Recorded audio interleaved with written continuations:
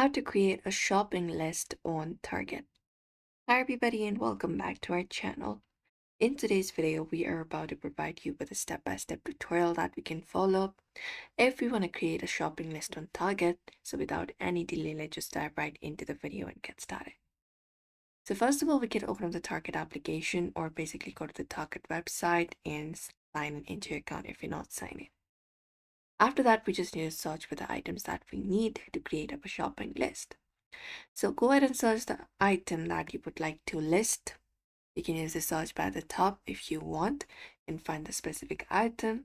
After that, what you need to do is basically look out for the option called add item or save, something like that. Add to list, something like that.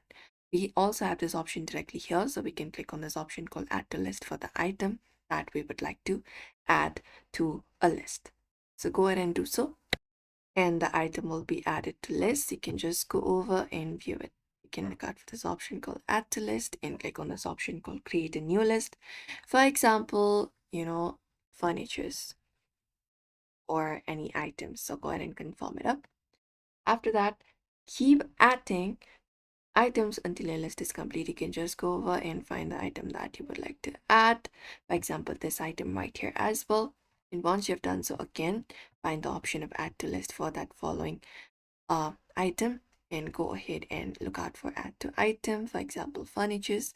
Again, go ahead and add it to your item. I can just go over and do so. Usually you can make multiple lists. You can list that.